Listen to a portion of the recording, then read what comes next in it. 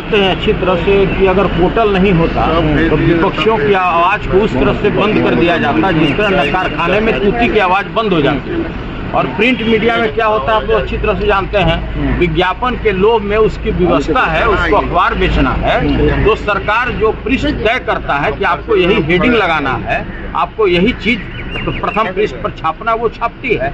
और उसी का आप सदन में देखते होंगे। अब वो कह रहे हैं कि हमने ड्रोन में प्रत्येक अनुमंडल में दो की व्यवस्था करने का हमने योजना बनाया।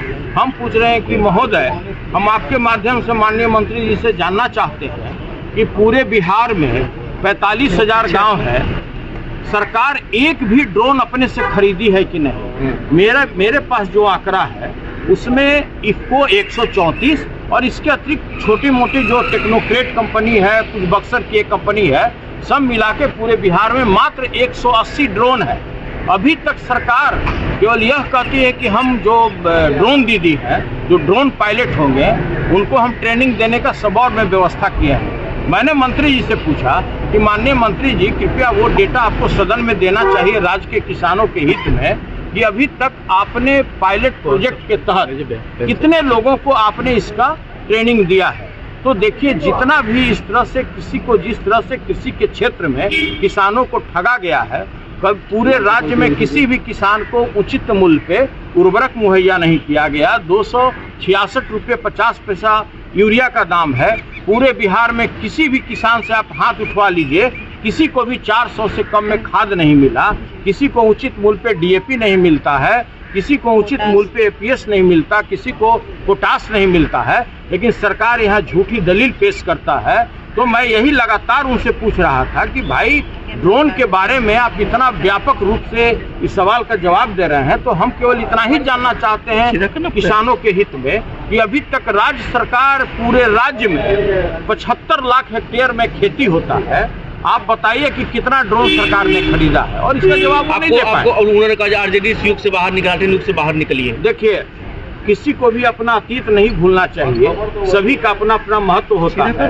अब ये लोग अब किस तरह से आधुनिकता में जीते हैं। अगर मैं आज मंत्री से पूछ देता भरी सदन में कि आप ड्रोन का फुल फॉर्म बता दो, तो मैं गारंटी के साथ बोल सकता हूँ कि माननीय मंत्री जी ड्रोन का फुल फॉर्म नहीं बता सकते थे। हम जानते हैं उनका कैपेसिटी, और हम सभी लोगों का कैपेसिटी, जो भी माननीय मंत्री हैं, हम किसी के ऊपर तोहमत नहीं लगाना चाहते हैं, किसी के ऊपर हम कोई दोषारोपण नहीं करना चाहते हैं, लेकिन सभी लोगों का हमको कैपेसिटी पता है। मैं भी 4 साल पुराना यहाँ का सदस्य हूँ। हमने काफ़ी उतार चढ़ाव और देखा है।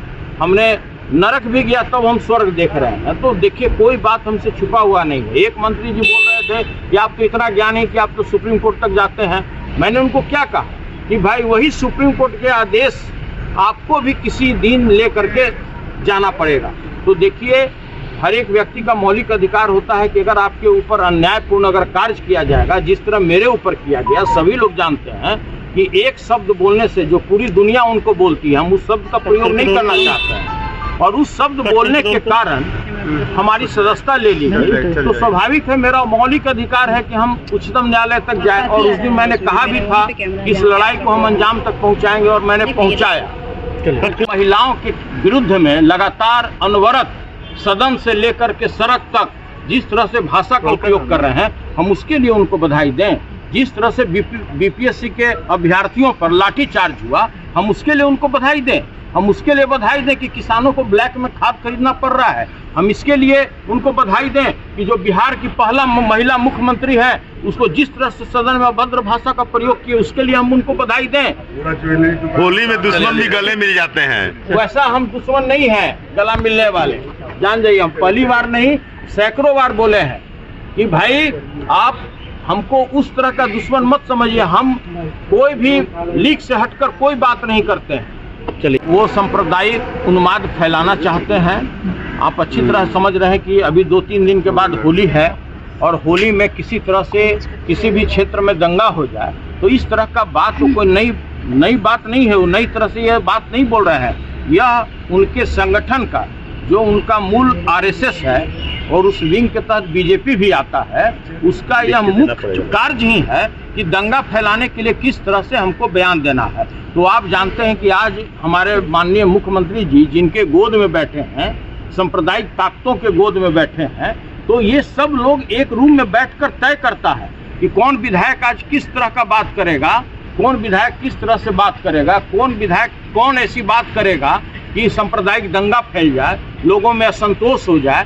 तो देखिए कोई नई बात नहीं है, जो बकलोल या क्या नाम बोले उनका, बचोल। हाँ ठीक है, तो देखिए बकलोल की तरह वो बात करते हैं, हम क्या कर सकते हैं, माननीय विधायक हैं।